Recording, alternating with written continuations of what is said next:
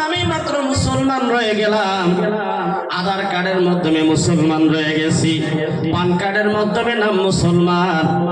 বন্ধুগণ, সমস্ত ডকুমেন্টসের মাধ্যমে শুধু লিস্টের মাধ্যমে মুসলমান রয়ে গেছি, আল্লাহ তাআলার লিস্টের মাধ্যমে কিন্তু মুসলমানতে খারিজ হয়ে বয়ে রইছি। যার কারণে আল্লাহ তাআলা নারাজ হয়ে গেছে। বন্ধুগণ, কোরআনে কারীম সাক্ষী, মানুষ দুনিয়ার মাধ্যমে লাঞ্ছিত, বঞ্চিত, অপমানিত ওই সময় বেশি হবে যে সময় মানুষের অন্তরের মাধ্যমে নবীর মহব্বত থাকবে না, আল্লাহ তাআলাকে স্মরণ করবে না। মানুষ দুনিয়ার জমিনের মাধ্যমে থাকবে, আল্লাহর জমিনের মাধ্যমে খাইবে, সবকিছু নিয়ামত ভোগ করবে, কিন্তু আল্লাহকে স্মরণ করবে না, সেজদা দিবে না, আল্লাহকে মানাইবে না। বন্ধুগণ, আমাদের উস্তাদ মুহতারাম হযরত গোলাম মস্তানবী রাহমাতুল্লাহি আলাইহি বলেছিলেন, মানুষ দুনিয়ার জমিনের মাধ্যমে যদি শান্তিতে থাকতে চায় তাহলে একমাত্র একটাই উপায়, মানুষ আল্লাহকে সেজদা দেওয়া লাগবে। মানানির সময় হলো। বন্ধুগণ, আপনি 5 ওয়াক্ত নামাজ পড়েন, সঠিক মতো নামাজ আদায় করতেছেন, কিন্তু এরপরেও বলেছেন দুনিয়ার মাধ্যমে যত বুজুর্গ মানুষ, আল্লাহ ভক্ত মানুষ হয়েছে, যারা আল্লাহর সাথে বন্ধুত্ব লাগাইছে, লও লাগাইছে, যারা আল্লাহর সাথে বহুত দামি মানুষ দুনিয়ার জমিনের মধ্যে বন্ধু লাগা হয়ে গেছে, বন্ধুগণ, তারা কোনোদিন নামাজ ছাড়া আল্লাহর ওলি দুনিয়ার জমিনের মধ্যে হইতে পারে না। আমরা চিন্তা করি উত্তর পূর্ব ভারতের আমির শরিয়ত হযরতুল আল্লাম হযরত মাওলানা মুফতি খায়রুল ইসলাম রাহমাতুল্লাহি আলাইহি নওয়ারাল্লাহু মারকাদাহু ওয়া জাআলাল জান্নাতা মাসওয়াহু, দোয়া করি আল্লাহ তাআলা যাতে হুজুরকে জান্নাতুল ফেরদাউস নসিব করে, আমরা বলি আমিন। বন্ধুগণ, ইতিহাস আপনারা বলতে পারবেন কি হুজুরের জীবনের মাধ্যমে কোনদিন এক ওয়াক্ত নামাজ ক্ষতি করেছে? নামাজ ছাড়াই হুজুর আল্লাহর ওলি হয়ে গেছে। আল্লামা আশরাফ আলী থানভী রাহমাতুল্লাহি আলাইহি নামাজ ছাড়া আল্লাহর ওলি হয়ে গেছে। কোন ইতিহাসের মাধ্যমে আছে কি নামাজ ছাড়া মানুষ আল্লাহর প্রকৃত মহব্বতের বান্দা হয়ে গেছে দুনিয়ার মধ্যে? নাই নাই। তাহলে বোঝা গেল আমরা মুসিবতের মাধ্যমে পড়ি, পড়ার পর সবাই মিলে দাওয়াত করি, আল্লাহর একজন বুজুর্গ মানুষ আইনা যদি দোয়া করান যায় বন্ধুগণ, তাহলে মুসিবত দূর হবে। আমার উস্তাদ বলেছিল যে মানুষটা নিজে অপরাধ করেছে। বন্ধুগণ, সমাজের মাধ্যমে চিন্তা করেন, আমার ভাই যদি অপরাধ করে, আমি যদি মাফ চাই, মানুষে ক্ষমা করবে। একজনের দরুন গানে আমি রাজবাজারের মধ্যে থাপ্পড় মেরে একটা বাইরে দিলাম। এখন আমার ভাইয়ে যদি আমার অপরাধটার কারণে গিয়ে মাফ চাই যে আমার ভাইয়ে আপনার রাজবাজার একটা থাপ্পড় মারছে, আমার বাইরে মাফ করে দেন, মানুষের জব কি ভাই? না না, যে মারছে সে মাফ চাওয়া লাগবে, যে অপরাধ করেছে সে মাফ চাওয়া লাগবে। কথা একটাই বন্ধুগণ বলবে।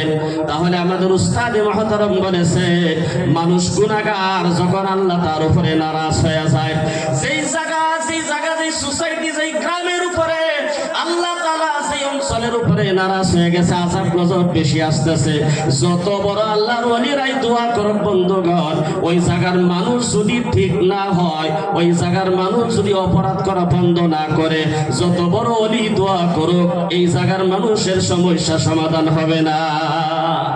আমি নিজে অপরাধ করছি, ক্ষমা আমার চাওয়া লাগবে। বন্ধুগণ, আমরা হইলাম সর্বশ্রেষ্ঠ নবীর উম্মত, আমরা উম্মত, শ্রেষ্ঠ উম্মত বলতেছিলাম শুরুতেই। বন্ধুগণ, এই নবীর উম্মতের ছোঁয়া পাওয়ার জন্য, এই নবীর উম্মত হওয়ার জন্য অনেক পয়গম্বররা পর্যন্ত আল্লাহর কাছে দাবি করেছিল। বন্ধুগণ, আমার বন্ধুগণ, একজন নবী ছিল হযরত দানিয়েল আলাইহিস সালাম, বুখতে নসরের জামানার মাধ্যমে। বন্ধুগণ, ওই পয়গম্বর জেলের মাধ্যমে ছিলেন, বুখতে নসরের জামানার শাসনের মাধ্যমে। বন্ধুগণ, হযরত দানিয়েল আলাইহিস সালামের বহুত বড় ইতিহাস, আমি শেষ দিকে যাই। বন্ধুগণ, ওই একজন পয়গম্বর আল্লাহ তাআলা তার কাছে ইতিহাস পড়ার পর বলেছিল, আল্লাহ আখিরি নবীর উম্মত বহুত বড় মর্যাদাওয়ালা সম্মানিত উম্মত হবে। আল্লাহ, আমি তো ওই নবীর উম্মত হতেই পারবো না, কিন্তু আল্লাহ তুমি আমাকে দুনিয়ার থেকে বিদায় করার পর আমার লাশটা পচায়ও না, গলায়ও না, যাতে করে আমার লাশের মাধ্যমে আখিরি নবীর উম্মতের ছোঁয়া লাইগা কাফন হইয়া বিদায় আমি যাতে কবরে যাইতে পারি। আল্লাহ তাআলা তার দোয়া কবুল করেছিল। ইতিহাস সাক্ষী, দুনিয়া থেকে বিদায় হওয়ার পর বিশ্বনবী মুহাম্মদুর রাসূলুল্লাহ সাল্লাল্লাহু আলাইহি ওয়াসাল্লাম সাহাবায়ে কেরামকে নিয়ে হযরত ওমর ফারুক রাদিয়াল্লাহু আনহু, আবু বকর সিদ্দিক রাদিয়াল্লাহু আনহু সমস্ত সাহাবাকে নিয়ে বলছিল, তোমাদের সাথে জানি না কার ভাগ্য খুলে যায়, কার সাথে একজন নবীর দেখা হবে, মুলাকাত হবে, কফিলের সাথে মুলাকাত হবে, তার হাতের ছোঁয়া দিয়া কবরের মাধ্যমে যাবে, আমার উম্মতের হাতের ছোঁয়া লাইগা কবরের মাধ্যমে যাবে। এই দোয়াটা আল্লাহ কবুল করেছিল। এখন পর্যন্ত ওই মানুষটা মারা গেছে 2500 বছর হয়ে গেছে। ওই 2500 বছর পরে একজন নবীর কফিলের সাথে কোন একজন সাহাবার সাথে দেখা হইব। বন্ধুগণ, নবী দুনিয়ার থেকে বিদায় হয়ে গেল। হযরত ওমর ফারুক রাদিয়াল্লাহু আনহু তার জামানার মাধ্যমে যখন শাসন করেছিল, বাগদাদের মাধ্যমে যখন বাগদাদকে ফাতাহ করেছিল, বন্ধুগণ, না ইরাককে ফাতাহ করেছিল, ওই সময়ের মাধ্যমে ইরাকের প্রাসাদের মাধ্যমে আবু মুসা আশআরী রাদিয়াল্লাহু আনহু যখন ওই প্রাসাদের মাধ্যমে গেলেন, গিয়া দেখে একটা কফিল ওই সম্মুখে আর একটা বৃদ্ধ মানুষ ওই কফিলটার সাথে বসে বসে কাঁদতেছে। বলতেছে, আপনি কেন কাঁদেন? ওই কফিলটা কার? বলে ওই কফিলটা হলো হযরতে দানিয়েল আলাইহিস সালাম। চিৎকার দিয়া বলেন সুবহানাল্লাহ। এই নবীর উম্মত হওয়ার কারণে দোয়া করেছিল বন্ধুগণ, আল্লাহ তাআলা দোয়া কবুল করেছে। ওই দানিয়েল আলাইহিস সালামের কফিলটা খোলার সাথে সাথে নবীর চেহারা, বুঝেন নবীর চেহারা কেমন সুন্দর হইব। কফিলটা খোলার সাথে সাথে তাজ্জুব মানে আশ্চর্য হয়ে কাঁদতেছে, আল্লাহ আমি কত ভাগ্যবান, সর্বপ্রথম আমার চোখ দিয়া 2500 বছর পর একজন নবী দুনিয়ার মাধ্যমে আছে, তার কফিলটা আছে, আমি তার সাথে মোলাকাত হয়ে গেছে।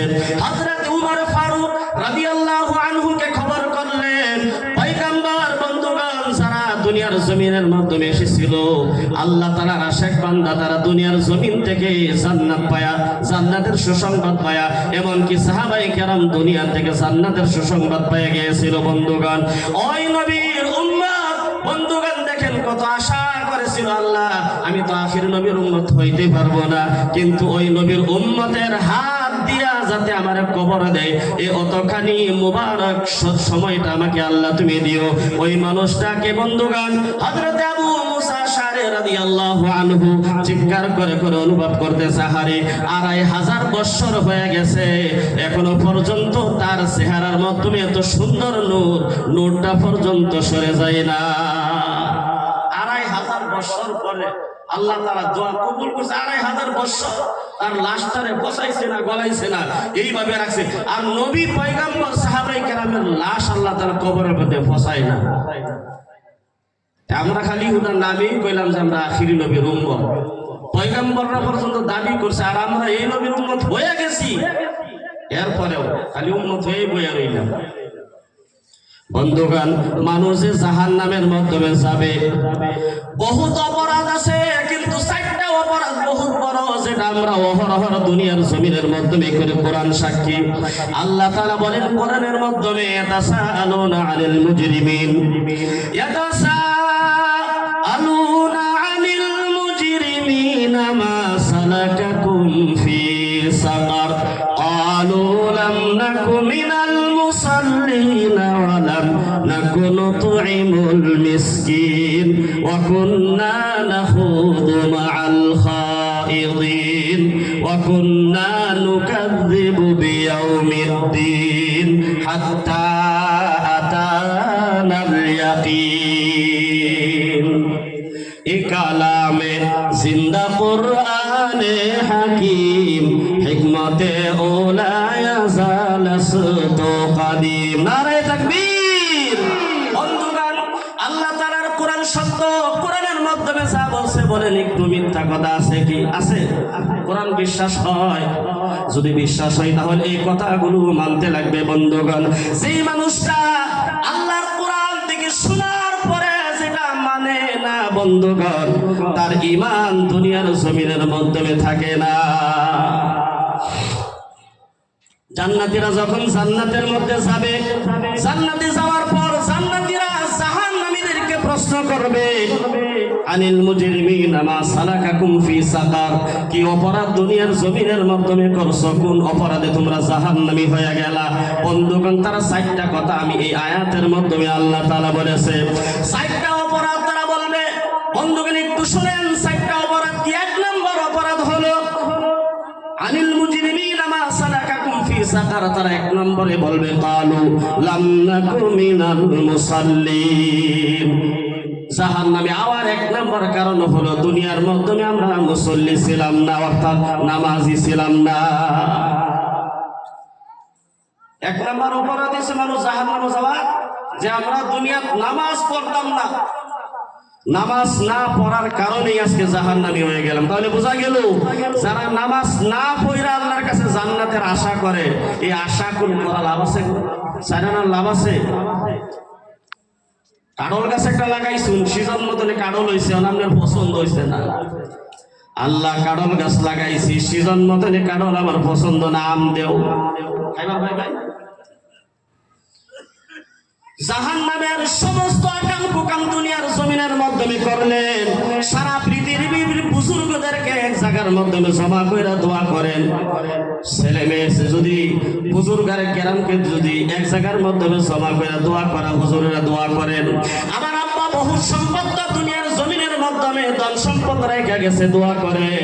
আকাম কুকাম বহুত করেছে, হুজুরেরা দোয়া করেন যাতে আল্লাহ তাআলা আমার আব্বাকে জান্নাতবাসী করে। এখন কামে লাগবে দোয়া করলে। সে তো লাগাইছে কাডল গাছ, আম খাওয়ার যোগ্য। হ্যাঁ, কাম করছে জাহান্নামের। জান্নাতের আশা করা কোনো লাভ নাই বন্ধুগণ। কাগজের মাধ্যমে গোল্লা লেখা খাইলে যেমন স্বাদ পাওয়া যাবে না, বাস্তবে খাওয়া লাগবে। কাগজের মাধ্যমে গোল্লার রসগোল্লার নাম লেখা খাইলে যেমন গোল্লা স্বাদ লাগবে না, দুনিয়ার মাধ্যমে আকাম কুকাম কইরা জান্নাতের আশা করা তেমন লাভ হবে না।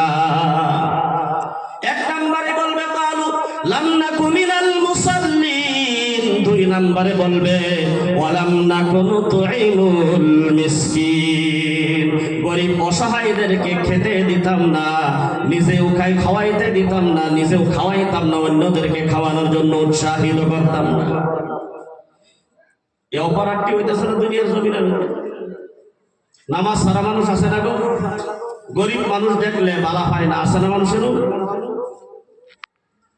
গরিব মানুষকে মানুষ বইলা গণ্যই করে না, মানুষ বইলা দামই দেয় না। বন্ধুগণ দেখবেন যাদেরকে আল্লাহ তাআলা ধন সম্পত্তি দিয়েছে, তার বাড়ির সম্মুখ দিয়া গরিব মানুষ যাইতে ভয় পায়। বলে কোন কথাই না জানি বলে, সীমা ঠেলাঠালি তো আছে, এটা বাদ দিয়ে দিলাম, তার বাড়ির সামনে যাওয়া মুশকিল।